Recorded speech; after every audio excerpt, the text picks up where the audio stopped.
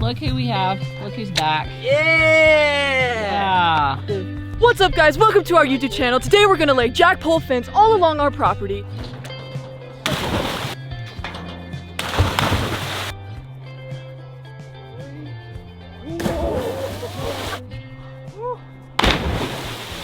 I'm gonna slow-mo it. Walk out here really sexy. Really sexy.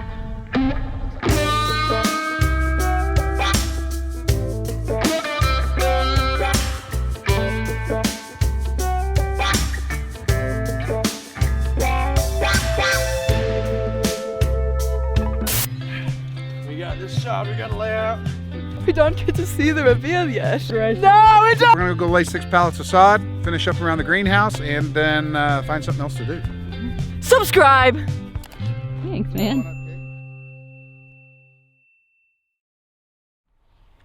All right, babe. You're rolling. All right, guys, so the building's coming together. They leveled it all up, they put gravel in here, and they compacted it down, so now we've got zero elevation all the way around this thing, where they'll put the forms, and then they'll pour the concrete right down here where you can see all this white stuff. The concrete thickened edge will go in there. We also put in the plumbing, rough plumbing right there. We've got the outlet stub out for the septic system down there, and we got the plumbing in the concrete floor over here. The forms should arrive by Thursday, and we'll be putting those in on Thursday all the way around. And then once that's done, then the plumbing will come in and pull measurements off the concrete edge, which will be the forms, and they'll be able to finish up the rough deal there. Once that's complete, then he'll come in here and he'll finish grade everything with the same stuff all the way across in between the forms, the gravel, crushed gravel, 3/4 inch crushed gravel. And then we'll go in there, me, Renee, and Jack, and Finn, and whoever else is up there, and we'll put the 2-inch foam board down, and the PEX tubing, all the tubing for the radiant floor heating, and we'll get all that in, and then they'll come in and they'll put rebar in behind that, and then we'll pour concrete. So we're fixing to go lay sod. Sod truck just rolled up here, and that sod costs $135 a pallet. It's really cheap. We're gonna go lay 6 pallets of sod, finish up around the greenhouse, and then find something else to do.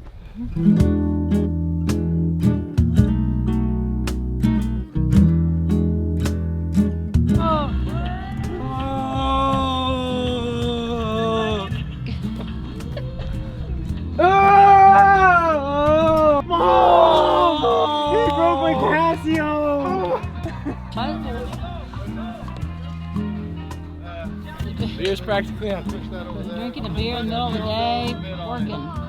We can only lay sod where the sprinklers can reach, for now. So until Keith extends the sprinkler system, some of the dirt will have to wait. Still, this fresh green grass is great for fire prevention and a huge start toward expanding the entire yard.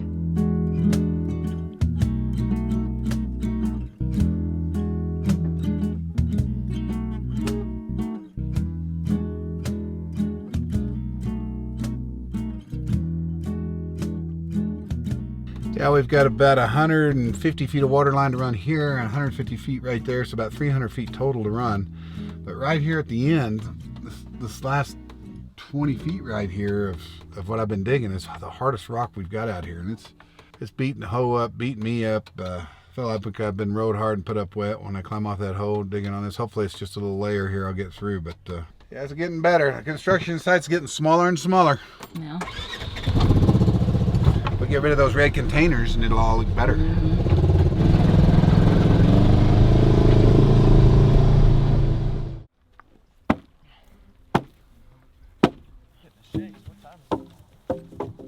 Oh! Shakes, what time is it? Oh! That was a close one.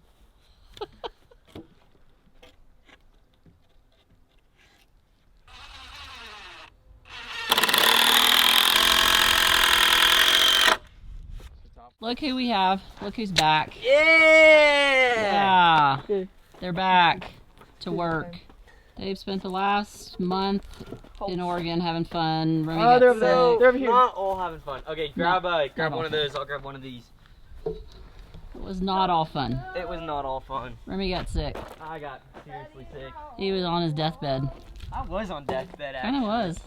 The last couple of days we've been landscaping, trying to finish up all the destruction we've made. So in doing that, after landscaping's done, we start putting back the jack pole fence. Jack pole fences are were designed to go on top of the rock because you can't drive posts down through the rock. So in real bushy areas, real treed up areas with lots of rock, you put these in, or places you can't get tractors to drill holes or pound stakes. So I like the way jack poles look. We have a lot of rock out here, obviously you guys have seen. So it's just easier to put jack pole up and do that.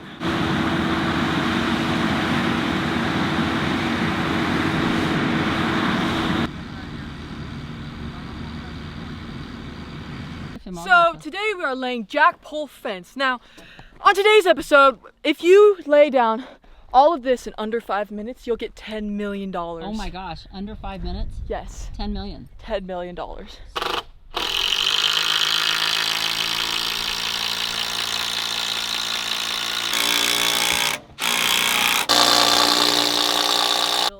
want more than that?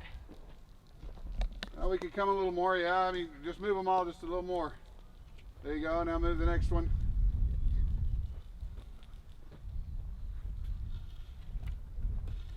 Keep going on yours, Remy. Okay. Okay, you're good. All right, now move this one. That should get us there.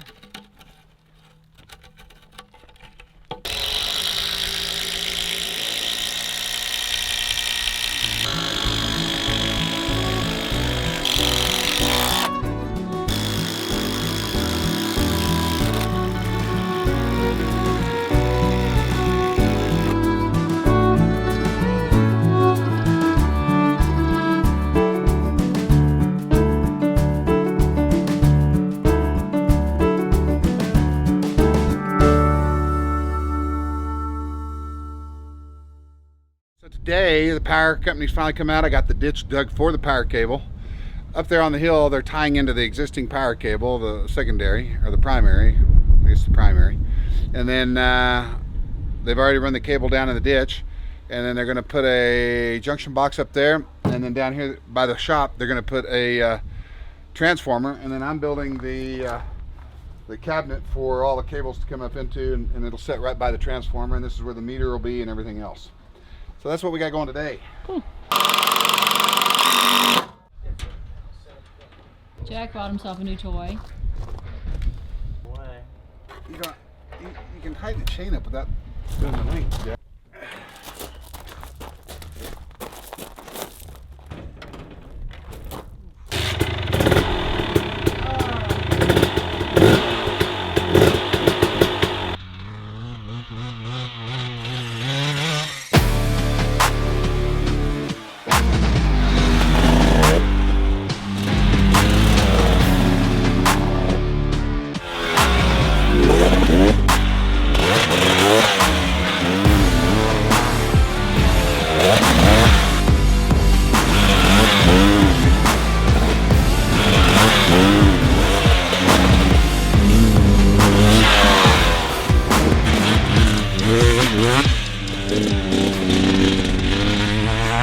Jack built these dirt bike trails all on his own. He designed every jump out here with intention and careful precision so that he could hit those jumps just right.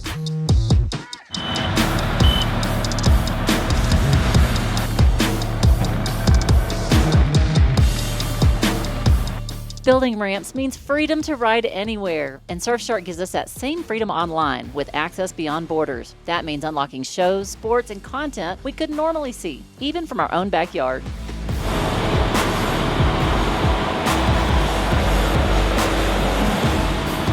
Whether we're out here riding trails or surfing online, Surfshark's unlimited devices means the whole family's in on the adventure. So whether it's dirt bikes or the digital world, it's all about pushing limits. Surfshark isn't just a VPN. It's your all-in-one toolkit with features like alternative ID, antivirus, and even Incogni to wipe your personal data from the web. Use our link in the description or head to surfshark.com/Satara to sign up today and score up to 4 extra months on us.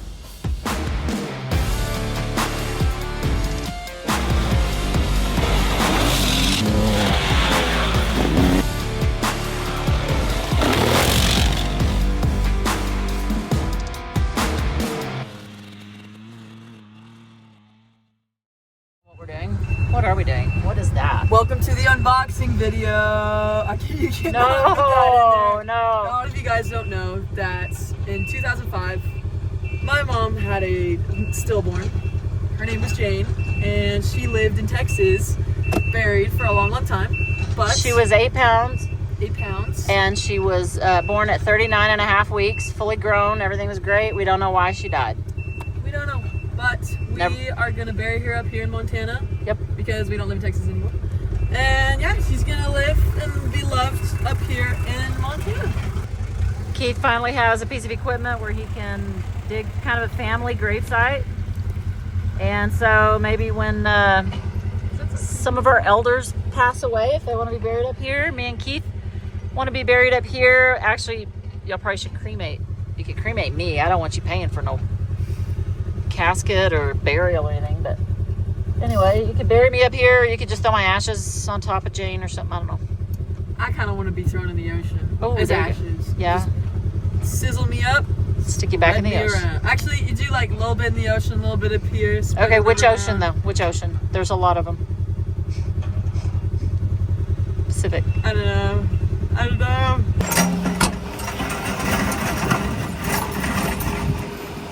Yeah, I don't think that Kate would be here if Jane had lived, because we would have had 2 girls, 2 boys, and we'd be done.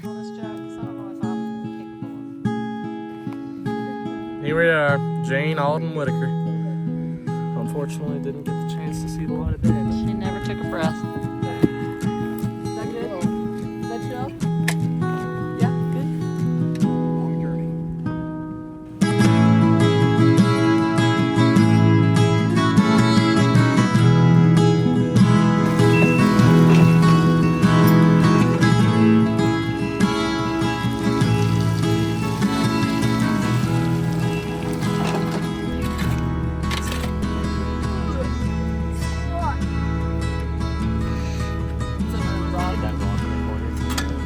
Blow off.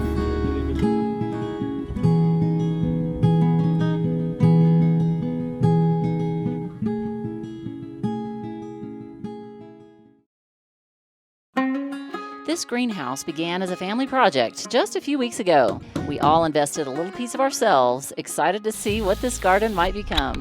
Now, only 2 months later, it's come alive.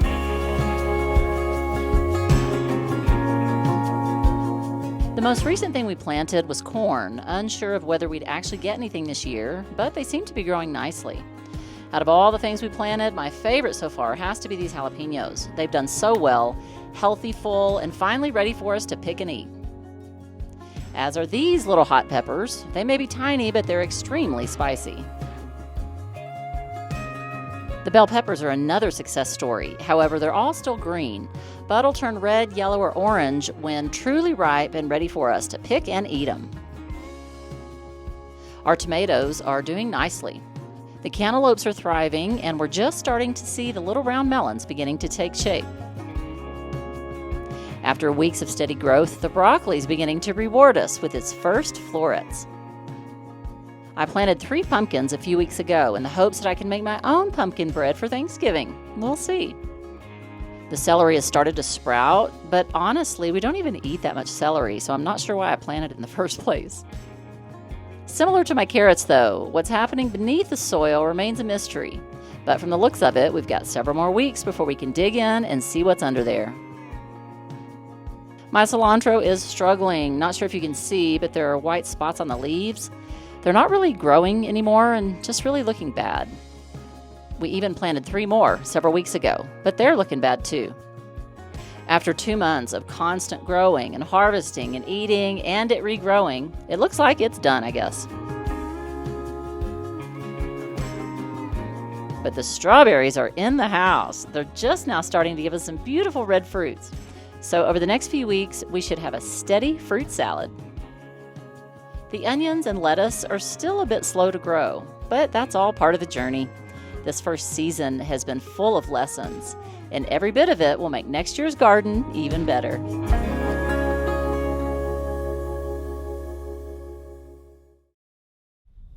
Okay, you're rolling. All right, so here's an update on the project. We've built a lot of jack pole fence. We've done all this other stuff out there. We've laid a lot of sod. We've laid a lot of water line. I am sitting on a transformer. We got the power run down the hill from the tie-in point up by the road. We've run it all the way into here. We got a transformer.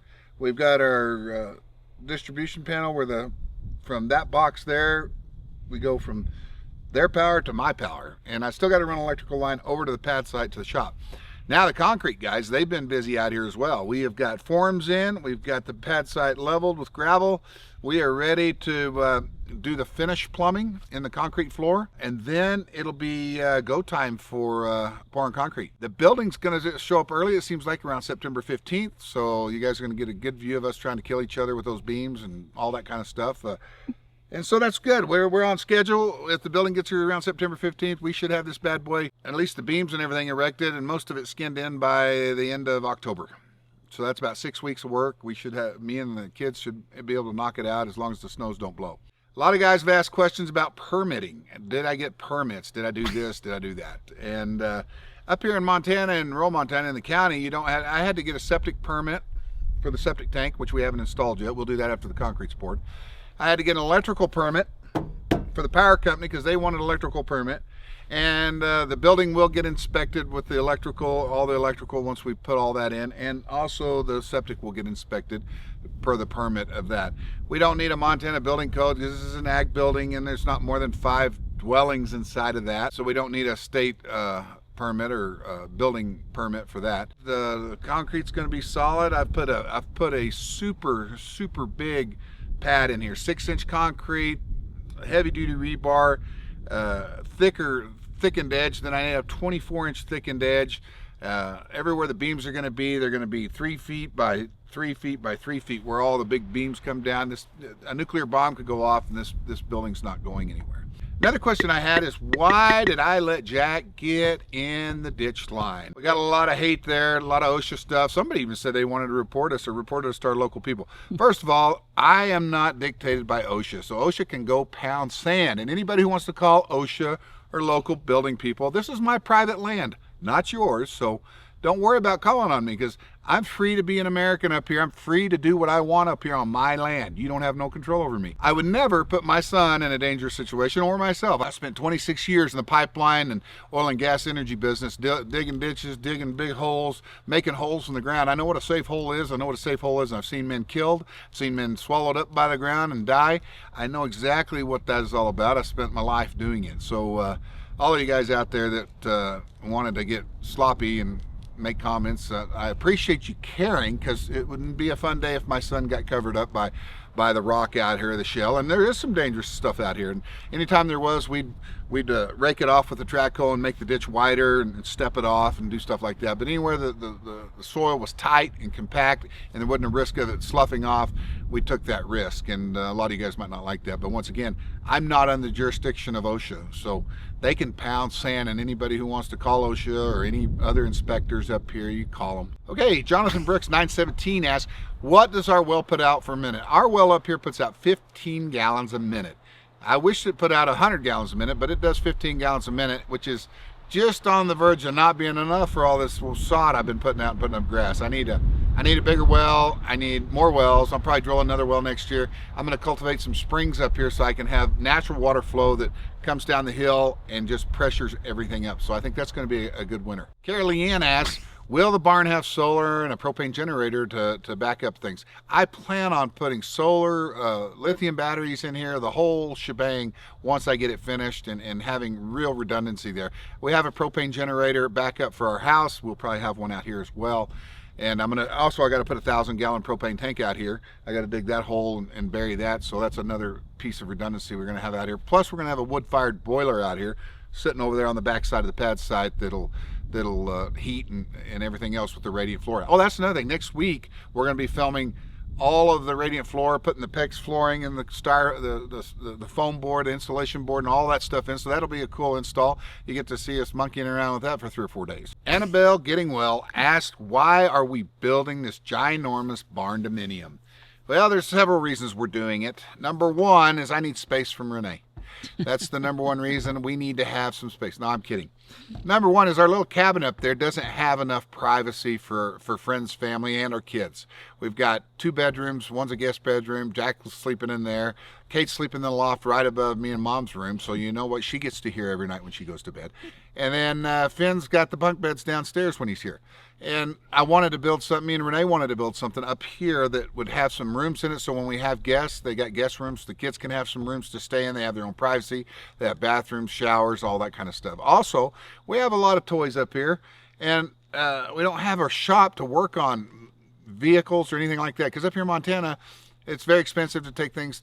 You need to do the work yourself. So I'm going to put a car lift inside there. We'll be able to work on our cars, work on our snowmobiles, do all those kind of things ourselves, and it'll be nice to have a nice shop to do that in. We had one person ask, did I get an architectural engineer or somebody to design all of this? Actually, before I joined the Navy SEALs, I went to college and got my engineering degree and medical degree. I was like a triple major, and I got all these different degrees. That's why I can do so many things. Wow, something's getting really thick here. I feel like I'm Glad I'm not standing in it. standing in the mud. No, the steel building manufacturer gives us design drawings, engineered stamp drawings to make sure all the snow loads and the weights and everything's right for the building, and the concrete loads are right. And then I take whatever they give me and I over-engineer the concrete slab. I overbuild everything I do because I like strength, I like heaviness, I don't like anything falling apart on me. So I go big or I go home when it comes to safety and stuff like that, because I want something to last forever and I don't want to have problems with it. I designed the rooms and how I want the building. I designed all that, but then I made sure they stamped all that. You don't have to have other people's authority to tell you you're doing something right if you just have an ounce of a brain. Now, it's good to have other ideas and people saying, yeah, that's right, or, you know, they run the math. You always want to do the math and make sure the math works out and then have somebody double check your math. And I do that. But once again, there ain't much in this life you can't do if you just put your mind to it. And a lot of people ask, you know, why are you doing this? Why are you building it yourself? Number one, the kinship and the bond that it creates with me and my kids and Renee, us building something together up here, it's been a great thing. It's just like sailing around the world together. We had to rely on each other. Mm-hmm. Number two is just the guy that would put the building up, just the contractor to put the building up, he wants $150,000, $200,000 to put that building up, erect that building. Why would I want to give that money to him when we can do it ourselves? We're perfectly capable of bolting, lifting, and setting stuff. I've done that kind of stuff all my life. Why would I hire a general contractor to manage this when I know how to manage things and do things and dig ditches and do all that? We probably saved, by me doing all of this, if it turns out good and we don't have a big cluster at the end of this, we'll probably have saved $300,000 or $400,000 in management fees and contractor fees and subcontractor fees by doing all this work ourselves. Yeah. Another question we get asked, are we ever going back to the boat? And I know this is like, this is what, not sailing Zatara, this is building Zatara? Homesteading Zatara. Homesteading Zatara. We are going back to the boat, for sure. We are, definitely, in January. In January, we're going back to the boat, and I don't know how long we're going to be on the boat, but we are going to be on, we needed some time off. It'd been a decade of water life and sea life, and we'd neglected this ranch up here, and we needed to have a better grip on what was going on up here and bring some loving care to this place. And then but yeah, the boat life's not over for us. We're still excited about the boat life. The story may be a little different, but we are going back to boat. We're going to be sailing around the world again. Our kids want to go around the world again. They want to get partners. That's kind of what we're waiting on. They want to get wives and husbands, and then they want to go again, and we want to go with them and do that. It'd be a lot of fun. So sailing Zatara is not over. It's just in a different season right now for probably the next 12 to 24 months, but it's gonna be good. Kamala said we couldn't do it. I said we could. We're building the building. She said it was too small. I said it's big enough.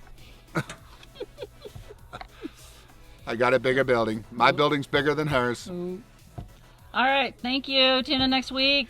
Tune in next week when we start doing whatever we're doing. Doing whatever we're doing, but it's getting close. Yep. It's getting close. So we're excited. Once again, guys, I look forward to seeing you guys out there on the water, because it's still there, and we're going to be there all together. So get ready.